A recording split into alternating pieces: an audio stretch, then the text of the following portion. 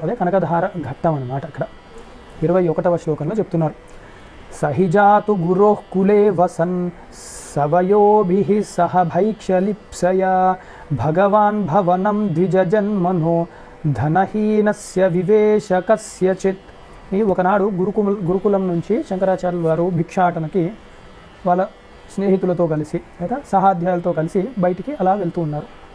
ఇక్కడ అదే అర్థం చేసుకోవాలి, బ్రహ్మచర్యము అన్నది అదేమంత తేలికది కాదు. గురుకులంలో వెళ్ళాలి అంటే ఇక్కడ కూడా భిక్షాటన చేయాలి. ఆ అహంకారం అన్నది చిన్న వయసు నుండే సంపూర్ణంగా పోవాలి. అందుకని వారు వెళ్ళి చక్కగా భిక్షాటన చేయడానికి వెళ్ళారు. వీళ్ళు ఏం చేస్తారు, భిక్షాటన అంటే వాళ్ళు తీసుకుని వాళ్ళు తినేయడం కాదు, ఈ ఆమ్న పదార్థములు అంటారంటే రా మెటీరియల్ లాగా, అంటే ఈ బియ్యము అలాంటివి తీసుకుంటారు. ఇలా చద్దన్నాలు మిగిలిపోయి అన్నాలు అవి కాదనమాట.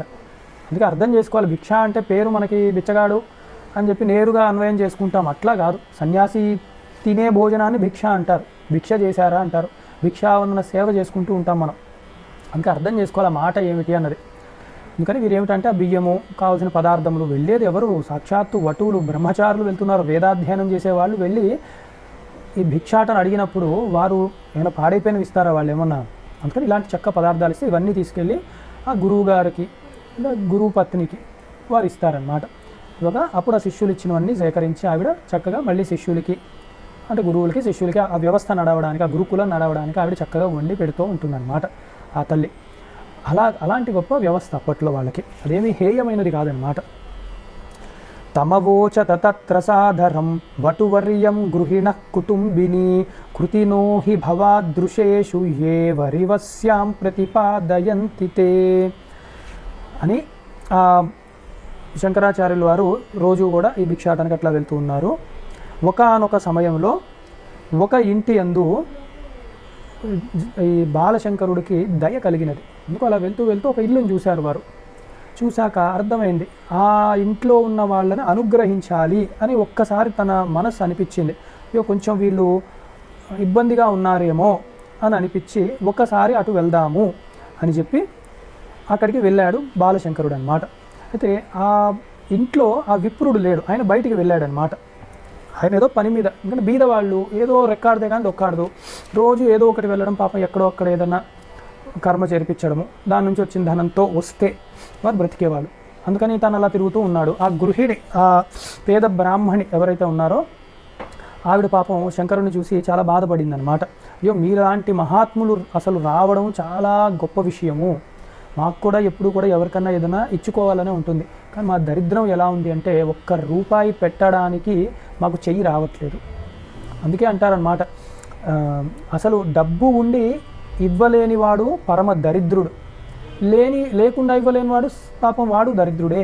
ఇంకా దరిద్రులం కాకూడదు ఎప్పుడు కూడా. డబ్బు ఉంది అంటే డబ్బు రూపంలోనే కాదు, ఏది ఉంటే అది సహాయం అన్నది చేయాలి, పరోపకారం అన్నది చేయాలి. ఒక మాట సహాయము, ఒక బలముగా శక్తితో మనం ఏదైనా సహాయం చేయడము, లేకపోతే జనాలుగా అండగా నుంచోవడము, ఎలాగో అలాగనమాట. ధనం ఉంటే ధనము, ఆ పదార్థం ఉంటే పదార్థము, ఎలాగో అలాగే సహాయం పరోపకారం అనేది చెయ్యాలి. సపాత్రాదానం చెయ్యాలి మొట్టమొదట, అది బాగా నేర్చుకోవాలన్నమాట. అందుకని ఆవిడ ఇవన్నీ చెప్తూ, మాకు భాగ్యం లేదయ్యా ఇలాగా ఎవరికన్నా దాన ధర్మాలు చేయడానికి, చాలా బీదవాళ్ళం మేము, మాకు తినడానికే లేదు అని పాపం చెప్పి బాధపడుతూ ఉన్నది. విధినా ఖలు వంచిత వయం వితరీతుం వటవే న శక్నుమః అపిభైక్ష్యమకించనత్వతో ధిగితం జన్మ నిరర్థకం గతం అని ఆ వటువుకు అసలు కొంచెం అన్నం అన్న పెడదాము అంటే ఇలా అన్న పదార్థాలు ఏదైనా ఇద్దాము. కొన్ని చిన్నపిల్లలు వచ్చారు, మరి భిక్షాటం చేసాము, ఏదో బియ్యం వేసి కూడా పిల్లలు వచ్చినా మనం ఏంటో ఒక అరటి పండు తీసుకో, ఒక యాపిల్ పండు తీసుకో, అలాగన్నా ఏదో ఒకటి ఇస్తాం కదా మనము. ఆ చిన్న అందులో ఎలాంటి శంకరుడు, బాలశంకరుడు 6.5 ఏళ్ళు సుమారుగా, అంత చిన్నవాడు విరిసిపోతున్న తేజస్సుతో, తెల్లటి వర్ణంతో, శుద్ధ స్ఫటికము వలె, సాక్షాత్తు శంకరుడు వలె విద్యామూర్తి కదిలి నడుచుకుంటూ, అందులో శంకరుడు యొక్క గొప్పతనం అందరికీ అప్పటికి తెలిసిపోయిందనమాట. అంటే మాటామాటగా వచ్చి ఎంత గొప్పవాడు అని. అంతటి వాడు వచ్చి కూడా అయ్యో అసలు ఏమీ ఇవ్వలేని ఒక్క కడు పేదరకం ఉన్నదే మాకు, అసలు మేము తినడానికే లేదు, వీళ్ళకి ఇవ్వడం అనుకున్నది ఇంకా అది అది జరగని పని.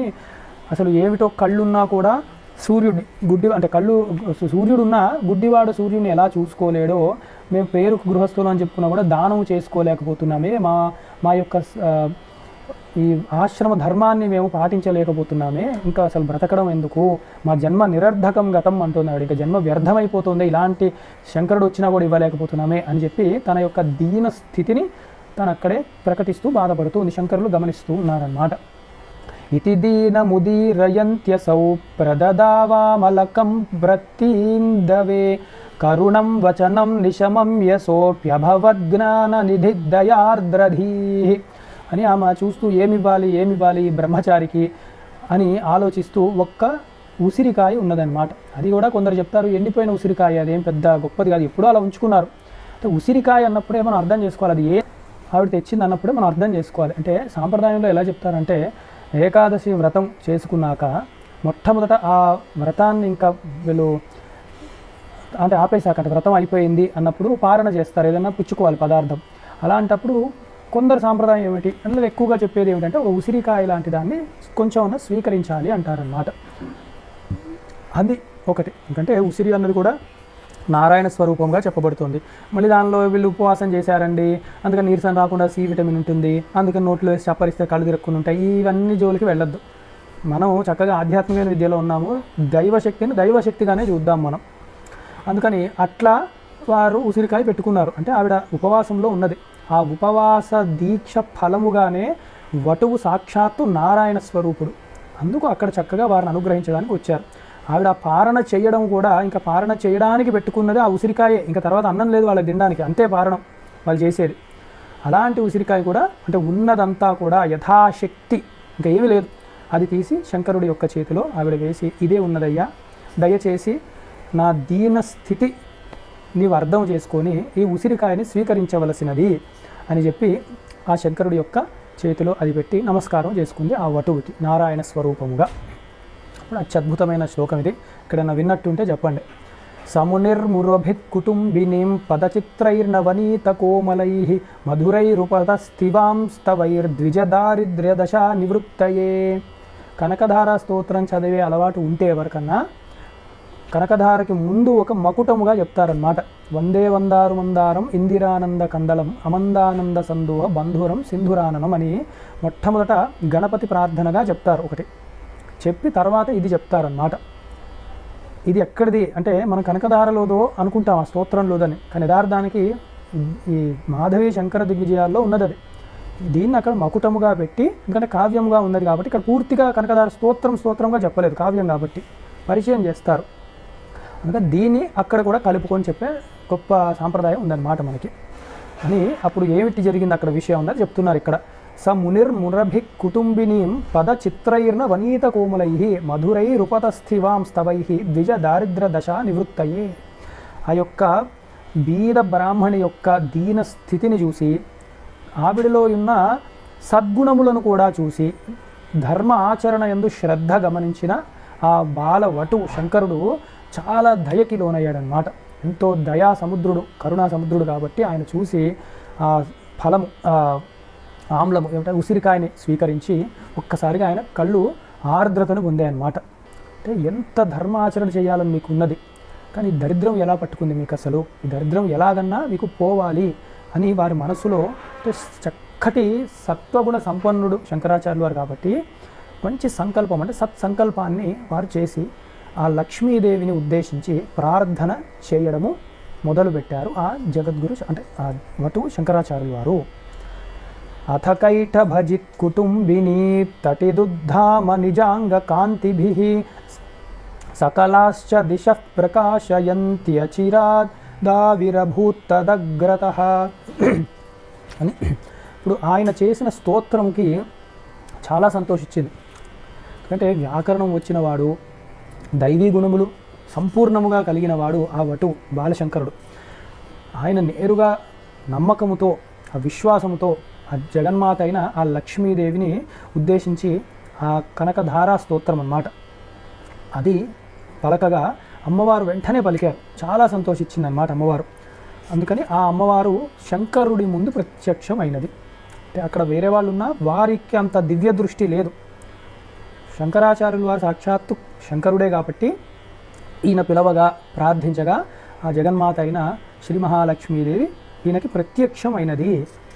అభివంద్య సురేంద్రవందితం పదయుగ్మం పురతః కృతాంజలిం లలితస్తుతిభిః ప్రహర్షిత తమువాచ స్మితపూర్వకం వచః అని దేవేంద్రుడు కూడా ఏ జగన్మాత అనుగ్రహం కొంచెము నా యందు పడినా కూడా నా ఇంద్ర పదవి ఐశ్వర్యము స్వర్గాది భోగములు నిలబడతాయని నిరంతరము ఎదురు చూస్తూ ఉంటాడో, ఎవరు ఆ ఏ జగన్మాత యొక్క పాద పద్మముల యొక్క ధూళి రేణువు తలయందు పడినా కూడా సకల శుభములు కలుగుతాయో అట్లాంటి యొక్క జగన్మాత ఈ బాల వటు శంకరాచార్యులు ఎదురుగా చక్కగా ప్రత్యక్షమై ఉన్నది.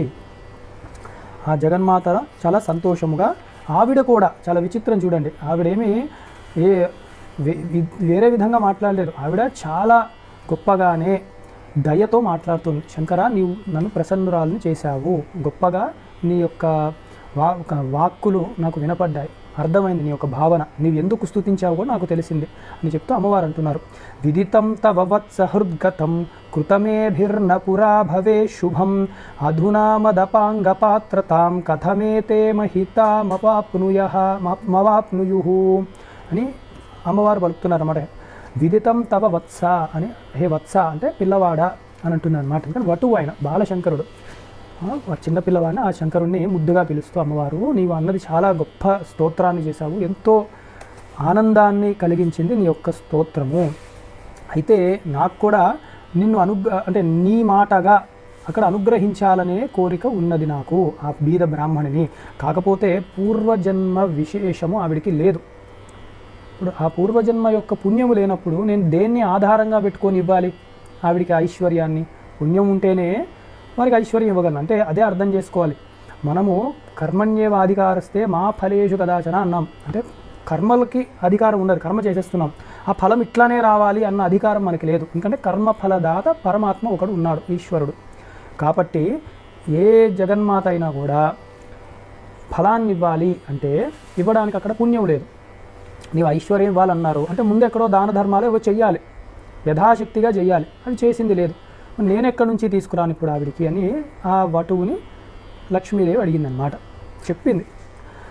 ఇతి తద్వచనం సశుశ్రువాన్ నిజగాదాంబ మయీదమర్పితం ఫలమద్య దదస్వ తత్ఫలం దయనీయో యదితే హమిందిరే అని ఆ లోకమాత జగన్మాత అయిన ఆ శ్రీ మహాలక్ష్మి యొక్క మాటలు విన్న ఆ వటువు, శంకర వటువు చక్కగా సంతోషించి, అమ్మా నీకు చెప్పేదే ఉందమ్మా, నీవు అనుగ్రహించాలని కాబట్టే కదా నువ్వు ప్రత్యక్షమయ్యావు, లేకపోతే అది కూడా ఎందుకు చేస్తావు అని చెప్తూ శంకరులు అన్నారు, నా చేతిలో ఉసిరికాయ ఇచ్చింది కదమ్మా, ఆ ఉసిరికాయను అడ్డు పెట్టుకొని మామూలుగా ఒక బ్రాహ్మణుడికి ఒక వటువుకి ఒక ఉసిరికాయ దానం చేస్తే భిక్షగా వేస్తే ఏ ఫలం వస్తుందో ఆ ఫలాన్ని నువ్వు నాలాంటి వాడికి ఇలాంటి ఉసిరికాయ ఇస్తే లేదా ఒక ఫలాన్ని ఇస్తే ఆ ఫలానికి ఫలముగా ఏమిస్తారో అది ఇవ్వు చాలు అని చెప్పి తిరిగి శంకరులు కూడా చెప్పారన్నమాట. అంటే ఫలము ఏది, ఏ ఫలానికి నేను ఫలాన్ని ఇవ్వాలంటే ఈ ఫలానికే ఫలాన్ని ఇవ్వు అని చెప్పి శంకరులు తిరిగి చెప్పారన్నమాట. అదే అనే దేవతలతో ఎలా ఉండాలంటే ఒక తల్లి బిడ్డ సంభాషణలా ఉండాలన్నమాట ఎప్పుడూ కూడా. అలాగనగా అమునావచనేన తోషిత కమలా తద్భవనం సమంతతః కనకామలకైరపూరయజ్జనతాయా హృదయం చ విస్మయై అని ఆ శంకరుడి యొక్క ప్రార్థన, తన యొక్క తెలివితేటలకు కూడా ఆ జగన్మాత అయిన శ్రీ మహాలక్ష్మీదేవి చాలా సంతోషించిందనమాట. అరే ఎంత గొప్పది, అసలు పూర్వజన్మ పుణ్యాన్ని అడ్డు పెట్టుకొని నేను ఏమి ఇవ్వాలి ఈమెకి, పూర్వజన్మలో ఏ పని చేయలేదే గొప్ప విషయం అని అంటే ఇప్పుడు చెప్పారు, ఇప్పుడు ఇచ్చింది కదా ఉసిరికాయి, దీన్ని అడ్డు పెట్టుకొని ఏదైనా ఫలాన్ని ఇవ్వు అని చెప్పి అత్యుత్కటై పుణ్యపాపై అని చెప్పి ఒక శాస్త్రవాక్యం ఉంటుంది, రేపు చెప్తాను అది మీకు. దాన్ని ఉద్దేశించి అంటే బాగా చేసిన పాపం కానీ బాగా చేసిన పుణ్యం కానీ ఎక్కువగా పుణ్యపాపాలు చేస్తే అది వెంటనే మనకి అనుభవంలోకి వస్తాయన్నమాట, దానికి మళ్ళీ ఇంకో జన్మ ఎత్తక్కర్లే.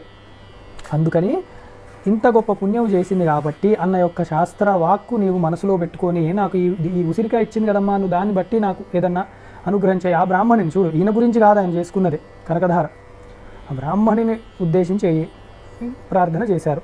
అందుకని ఆయన యొక్క తెలివికి, ఆ చిన్నగా ఉన్న ఆ ముద్దు మాటలకు, గొప్పగా చేసిన స్తోత్రానికి, అంత చిన్న వయసులోనే కరుణ, ఇవన్నీ చూసి జగన్మాత లక్ష్మీదేవి కూడా సంతోషించి ఆ బ్రాహ్మణి ఇంటిలో చక్కగా కనకధార వర్షాన్ని కురిపించింది అనమాట. అదే కనకధార అనమాట. ఆవిడ ఎంతో ఆనందించిందనమాట. ఎంత దయ అసలు అని చెప్పి, ఇంత వటువు శంకరుడే చూపిస్తే నేను దేవతనై ఉన్నాను, జగన్మాతనై ఉన్నాను, అందుకని తప్పకుండా కూడా నీవు అన్నట్టు ఆ బ్రాహ్మణిని నేను అనుగ్రహిస్తాను అని చెప్పి చక్కగా కనకధారను కురిపించినది ఆ లక్ష్మీదేవి. అథచక్రభృతో విద్ధూమయే సుకృతేంతర్ధిముపాగతే సతి ప్రశంసురతీవ శంకరం మహిమానం తమవేక్ష విస్మితా అని చెప్పి ఆ గృహములో ఆ ప్రదేశం ఏదైతే ఉందో అక్కడ అమ్మవారు చక్కగా దివ్యమైన లీలలు కలిగించింది. అదే చెప్తూ ఉంటారు కదా ఎప్పుడు కూడా, ఒక గంట సేపు కనకధార అంటే బంగారు ఉసిరికాయలు కురిపించిందనమాట ఆకాశం నుంచి అట్లా ఆ గృహంలో. అంటే ఆవిడ కాలు పెట్టింది అంటే ఆ బంగారు ఉసిరికాయల మీదనే కాలు పెడుతుందన్నమాట. అంత గొప్పగా ఆ లక్ష్మీదేవి అనుగ్రహించింది ఆ బీద బ్రాహ్మణిని. అందుకే ఎవరికైనా ఇచ్చేటప్పుడు ఏడ్చుకుంటే ఇవ్వకూడదు. ఇంతే ఇచ్చాము మేము, ఇంతే ఉంది, ఇస్తే సరిగ్గా ఇవ్వాలి, అయితే ఇవ్వకండి అంతే. లేదా మనకు అనుమానము తీసుకువెళ్ళి మంచి గుడులు ఏవైతే ఉన్నాయో అక్కడ వేసేయడమే, అదన్నా చేయాలి. అంతేగాని ఇస్తే మటుకు ఏడవకూడదు. ఇందాకన్నట్టే మనం లోకంలో కూడా చెప్తూ ఉంటాం, ఎందుకంటే వాడికి 10 రూపాయలు ఇస్తారు ముష్టివాడికి, వాడు తీసుకువెళ్ళి దానైనా వ్యర్థం చేసేస్తాడేమో, ఏదైనా తినకూడమో తాగకూడమో చేసేస్తాడేమో, ఓ బ్రెడ్ ప్యాకెట్ ఇవ్వండి అంటే మనం ఎవరం నిర్ణయించడాన్ని ఇవ్వాలుందా ఇచ్చేసే. దేవుడే చెప్పాడు నువ్వు కర్మ చెయ్యి, ఫలాన్ని నువ్వు ఉద్దేశించద్దు అని. అలాంటిది ఇచ్చే ప్రతి 10 రూపాయలు వాడు వెనకే ఉండి ఆ ముష్టివాడికి పోతున్నాడు, ఏదైనా తినకూడని తింటున్నాడా, తాగకూడని తాగుతున్నాడా. బ్రెడ్ ప్యాకెట్ ఇస్తే మటుకు వాడికి తినే ఉద్దేశం లేకపోతే అరగద్దు బ్రెడ్ అంత ఖాళీ కడుపులో. ఇంకా చెప్పలే, మనం అలా చెప్పకూడదు ఎప్పుడు కూడా. నీ వారం దారు అరటిపళ్ళు తీసుకెళ్ళి ఇచ్చేవాడు వాడు ఏదో ఇచ్చుకుంటాడు, కానీ చూసుకొని పాత్రత ఎరిగి ఇవ్వాలి. అందుకే దానము ధర్మము రెండు వేరే. ధర్మము అన్నది ఏమిటి, ఇప్పుడు ఎవరో ముష్టి వాళ్ళు ఇచ్చారు, అవసరమైన ఉన్న వాళ్ళు ఎవరో కష్టంతో ఉన్నారు, ఆకలితో ఉన్నారు, వాళ్ళకి ఇవ్వడం అది వేరు. దానం అన్నది సపాత్ర దానం అంటారు. శంకరుడికి ఏమీ అవసరం లేదు, ఇప్పుడు ఇవ్వకపోయినా వాళ్ళ గురువుమాత ఇస్తుంది. కానీ ఒక వటువుగా వచ్చినందుకు ఈవిడ ధర్మబద్ధముగా దానం ఇచ్చినదనమాట. అందుకని అర్థం చేసుకోవాలి ధర్మము. రేపు కొంచెం ఇవి కూడా మాట్లాడదాం మనం. అక్కడ ఉన్న గ్రామాల్లో చుట్టుపక్కల గ్రామాలందరూ వారు కూడా చాలా సంతోషించారనమాట. ఎంత గొప్ప విషయం జరిగింది, ఆకాశంలోంచి బంగారు వర్షం కురిసింది. ఈవిడ పేదరాలు కాదు, ఈవిడే అందరికన్నా గొప్ప ఆవిడ. ఊర్లు వారు కొనుక్కునే అంత ధనం ప్రాప్తించినది ఈవిడికి. ఇదంతా కూడా కేవలం ఆ శంకరాచార్యుల వారి యొక్క కరుణ. ఎవరైనా చిన్న పిల్లవాడు, ఆ వటువు వచ్చాడు, ఏదో ప్రార్థించి వెళ్ళిపోయాడు ఆయన. తర్వాత ఈ వర్షం కురిసింది, ఆయన చూస్తూ కూర్చోలేదు. ఆయన ఆ ఉసిరికాయ పట్టుకుని ప్రార్థించి అమ్మవారికి చెప్పి వెళ్ళిపోయాడు. అది నమ్మకం. అందుకని ఆ శంకరాచార్యుల వారి యొక్క కీర్తి కూడా ప్రతి పట్టణంలో కూడా ఎన్నో మహిమలు చేస్తున్నారు. ఎంతో గొప్పవాడైన దయాసముద్రుడు అని అందరూ మాట్లాడుకుంటూ ఉన్నారు. దివికల్పతరుర్యథా తథా భువి కళ్యాణ గుణో హి శంకరః సురభూసురయోరపి ప్రియః సమభూదిష్ట విశిష్ట వస్తుదః అని చెప్పి అందరూ అనుకుంటున్నారంట. ఆ కాలంలో స్వర్గంలో పారిజాత వృక్షం ఉందండి అని చెప్తారు. కానీ ఇక్కడ మన కళ్ళ ముందే కోరికలు తీర్చే అట్లాంటి పారిజాత వృక్షములు, కల్పవృక్షములు ఈ శంకరాచార్యుల వారి వెనకే తిరుగుతున్నాయేమో, ఈయనను ఆశ్రయిస్తే మనకు అన్నీ వస్తాయేమో. అంటే గురువు యొక్క ప్రాముఖ్యత తెలుసుకుంటున్నారు అందరూ. అది శరీరంలో, ఆశ్రమ ధర్మంలో అలా చూడట్లేరు. పిల్లవాడు, వటువు అలా చూడట్లేరు వాళ్ళు. అందరికి కూడా అర్థమైంది శంకరుల యొక్క గొప్పతనం, చాలా గొప్పవాడు అని. శంకరులు కూడా శిథిలమైన ఆ వైదిక ధర్మాన్ని రక్షించడానికే వచ్చి ఉన్నాడు. భక్తుల కోరికల్ని తీర్చగలడు ఆయన, శిష్యుల్ని ఉద్ధరించగలడు. లేకపోతే ఈయన ఇక్కడ పిలిస్తే ఎక్కడో వైకుంఠలోకంలో ఉన్న శ్రీ మహాలక్ష్మి ఎలాగ వచ్చి అనుగ్రహించింది, అది ఎలా సాధ్యము అని ఎవరికి వాళ్ళు శంకరుల యొక్క శక్తిని, సామర్థ్యాన్ని, దయా కరుణని కూడా వారు గొప్పగా ప్రశంసిస్తూ ఉన్నారు. అమరస్పృహణీయ సంపదం ద్విజవర్యస్య నివేశమాత్మవాన్ సనిధాయ యథాపురం గురో సవిధే శాస్త్రవరాణ్య శిక్షట అని ఈ విధంగా ఆ శంకరాచార్యుల వారు ఆ బీద బ్రాహ్మణి యొక్క దరిద్రాన్ని పూర్తిగా పారద్రోలి ఆవిడని దయతో ఐశ్వర్యవంతురాల్ని చేశారు. అది కూడా ఆవిడ కర్మ చేసింది. దీని రహస్యాలు రేపు కాసేపు మాట్లాడుకున్నాయి, చాలా మంచిది. అలాగే కనకధారని కూడా మనకి అలవాట్లో ఉన్న కనకధారని స్పృశిద్దాం, పూర్తిగా కాకపోయినా దాని ముఖ్యమైన ఒకసారి చదివి తెలుసుకుందాం. దాని యొక్క మహిమ ఎలా ఉంటుంది, ఎందుకు అది చదవాలి. దాన్ని చదవగా నాకు తెలిసి ఎంతోమంది సంవత్సరం దీక్షగా చదివిన వాళ్ళు ఐశ్వర్యవంతులు, మళ్ళీ తర్వాత ఇబ్బంది లేని వాళ్ళు నాకు తెలుసు, నా బంధువర్గంలో ఉన్నారన్నమాట. నేను ఆ విషయం కూడా మీకు చెప్తాను రేపు. అందుకని గొప్ప సంపన్నురాలని చేశారు. తర్వాత వారు శంకరాచార్యుల వారు మళ్ళీ అద్వైత శాస్త్రాన్ని అభ్యాసం చేసుకోవడానికి, గురు శుశ్రూష చేయడానికి వారి యొక్క గురుకులానికి బయలుదేరారు అని ఇక్కడితో ఒక ఘట్టం పూర్తయిందన్నమాట. ఇంకా చతుర్థ అధ్యాయంలోనే ఉన్నాము, మన సర్గలోనే ఉన్నాము అని చెప్తూ రేపు కనకధారని చూస్తూ మళ్ళీ శంకరుల యొక్క రూప లావణ్యములు గుణగణములను అవన్నీ కూడా సాధ్యం వరకు తెలుసుకునే ప్రయత్నం చేద్దామని చెప్తూ ఇవాళకి నా వాక్కుకి విరామం ఇస్తూ శ్రీ జగద్గురు చరణారుందార్పణస్తు. శృతి స్మృతి